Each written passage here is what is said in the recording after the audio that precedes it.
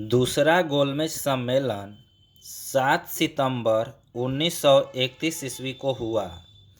महात्मा गांधी ने कांग्रेस के प्रतिनिधित्व के रूप में इसमें भाग लिया, परंतु यह सम्मेलन सांप्रदायिक प्रतिनिधित्व के कारण असफल रहा।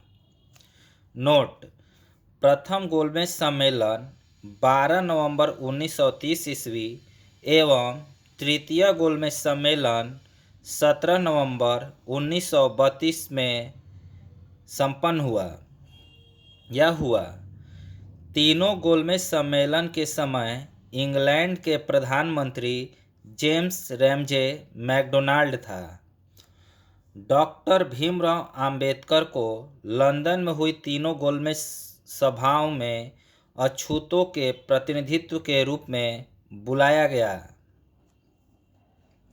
दूसरे गोलमेज सम्मेलन की असफलता के बाद गांधी ने 3 जनवरी 1932 ईस्वी पुनः सविनय अवज्ञा आंदोलन प्रारंभ कर दिया। सविनय अवज्ञा आंदोलन अंतिम रूप से 7 अप्रैल 1934 ईस्वी को वापस लिया गया।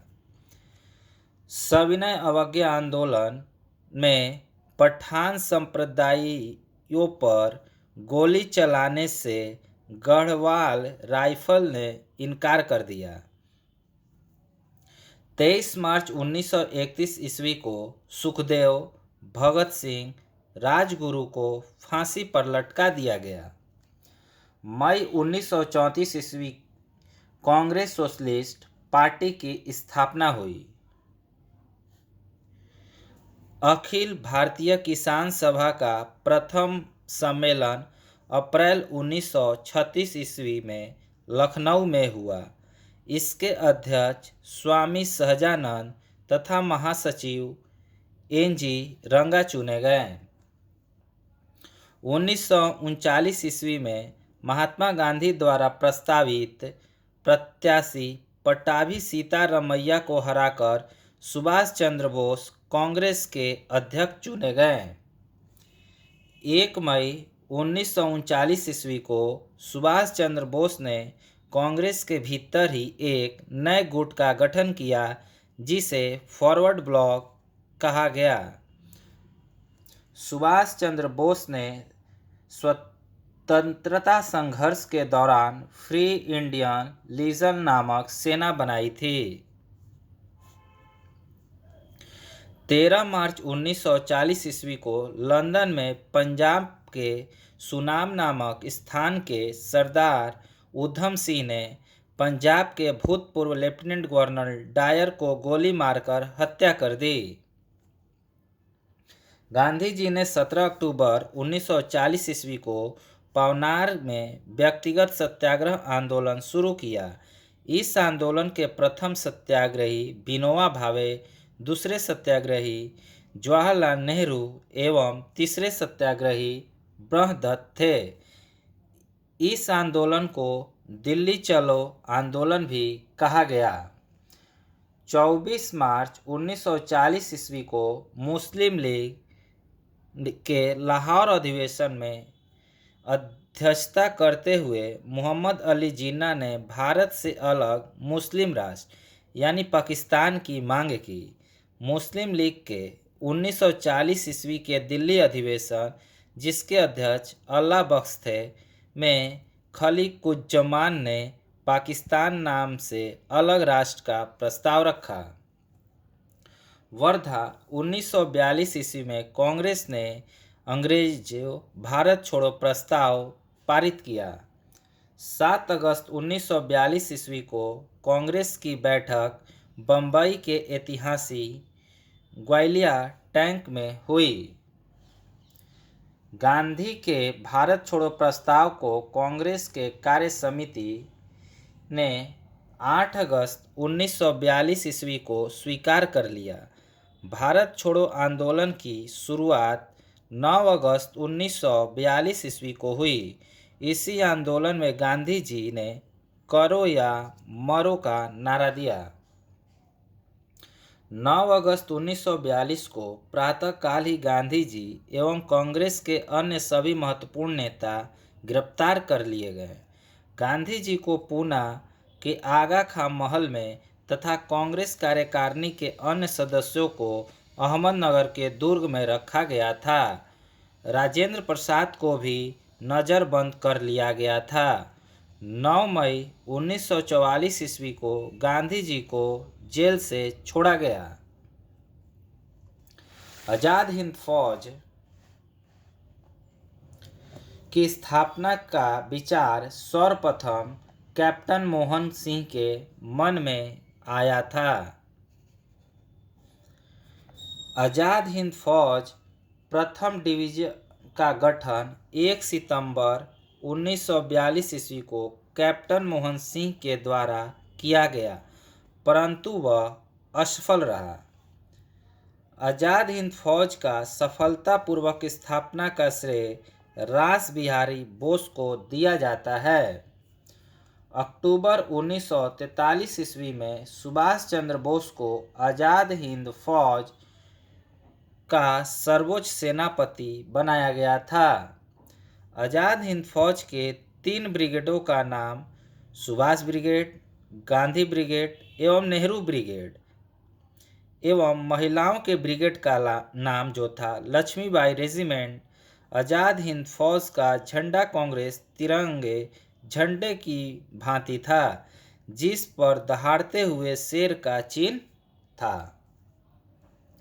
8 नवंबर 1943 ईस्वी को जापान ने अंडमान निकोबार द्वीप सुभाष चंद्र बोस को सौंप दिए। नेताजी ने इसका नाम क्रमशः शहीद द्वीप और स्वराज द्वीप रखा। टोक्यो जाते हुए फॉर्मोसा द्वीप के बाद अचानक हवाई जहाज में आग लग जाने से सुभाष चंद्र बोस 18 अगस्त 1945 ईस्वी को मारे गए, परंतु इस दुर्घटना को अभी तक प्रमाणित नहीं माना गया है। नोट: सुभाष चंद्र बोस का जन्म 23 जनवरी 1897 ईस्वी को कटक यानी उड़ीसा में हुआ था।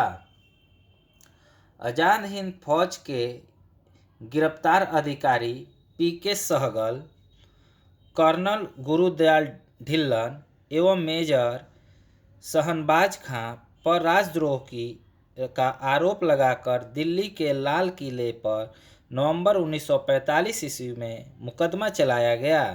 वायसराय ने इनकी सज़ा माफ़ कर दी।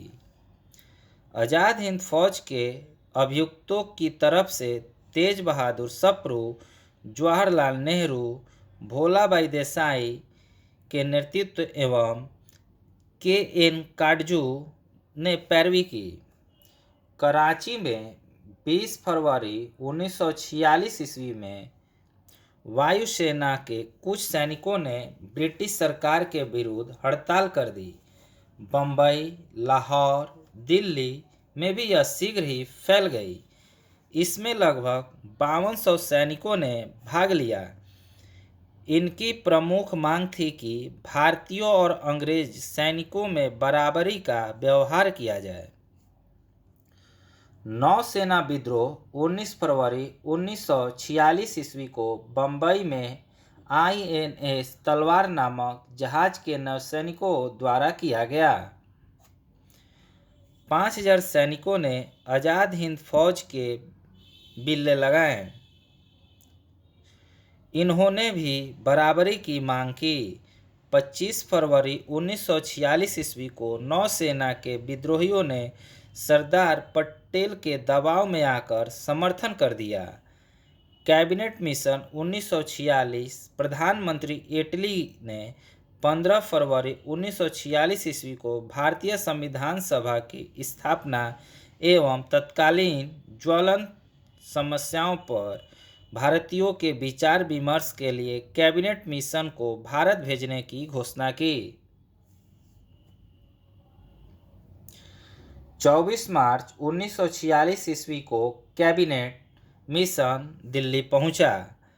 इस शिष्टमंडल के जो सदस्य थे वो थे स्टेफर्ड क्रिप्स जो अध्यक्ष थे। बोर्ड ऑफ ट्रैक के पैथिक लॉरेंस जो भारत के सचिव थे, एवं A.B. अलेक्जेंडर जो नौसेना मंत्री थे।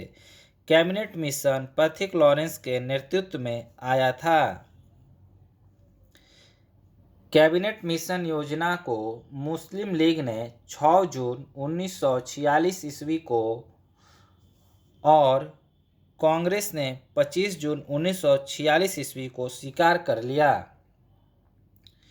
कैबिनेट मिशन योजना को स्वीकार किए जाने के पश्चात संविधान सभा के निर्माण के लिए हुए चुनाव जो जुलाई 1946 में हुई थी में कांग्रेस ने 214 सामान्य स्थानों में से 205 स्थान प्राप्त किए और मुस्लिम लीग ने 78 मुस्लिम स्थानों में से 73 स्थान प्राप्त किए।